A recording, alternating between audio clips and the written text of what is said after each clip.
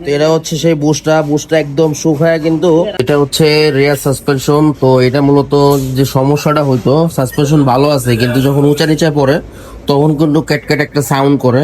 তো আমরা যে খুলছি, খোলার পরে যে বুশটা আছে, নিচের যে বুশটা, এটা কিন্তু প্রচুর পরিমাণে জাম হয়ে গেছে, খুলতেছে না। তো এটা কিন্তু ইজি না থাকলে সাউন্ড করবে।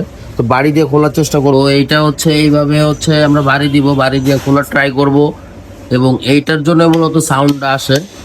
তো এটা কিন্তু যদি না খুলে, সেক্ষেত্রে কিন্তু আমার লেদে নিয়ে এটার কাজ করতে হবে। দেখেন কি অবস্থা, প্রচুর হার্ড, অনেক হার্ড হয়ে গেছে। কি পরিমাণে হার্ড হয়েছে জিনিসটা দেখেন, এটা বেরোচ্ছে না। তো এই জিনিসটা কিন্তু একদম ইজি থাকবে, আমি আরো ভিডিওতে দেখিয়েছিলাম আপনাদেরকে। তো এটা বাড়ি দিয়ে খোলা ট্রাই করতেছি, না হলে এটা কিন্তু লেদ থেকে হিট দিয়ে ঝালাই করে পরে খুলতে হবে।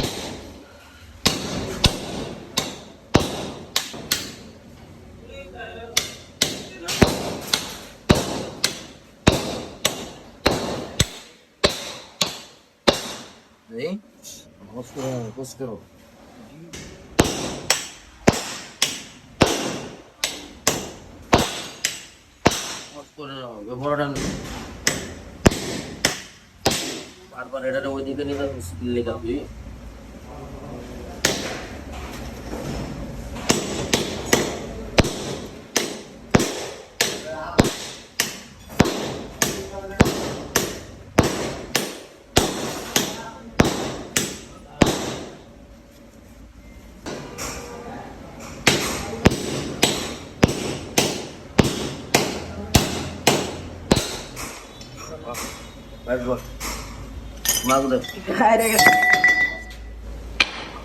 তো এটা হচ্ছে সেই বুশটা একদম শুকায় কিন্তু কাট হয়ে গেছে, যার কারণে কিন্তু সিজ করে একদম ফিক্সড হয়ে গেছিল। এটা কিন্তু প্রচুর হার্ড, যার কারণে কিন্তু এটা শব্দ করতো। তো এটা বুশটা চেঞ্জ করে দিব, এবং চেঞ্জ করার পরে কিন্তু যে সাউন্ডটা করতো সেটা কিন্তু হবে না এখন। তো এই হচ্ছে অবস্থা। তো নিয়মিত আসলে এগুলা গ্রিজ না করলে যে অবস্থাটা হয় সেটাই হয়েছে এটা।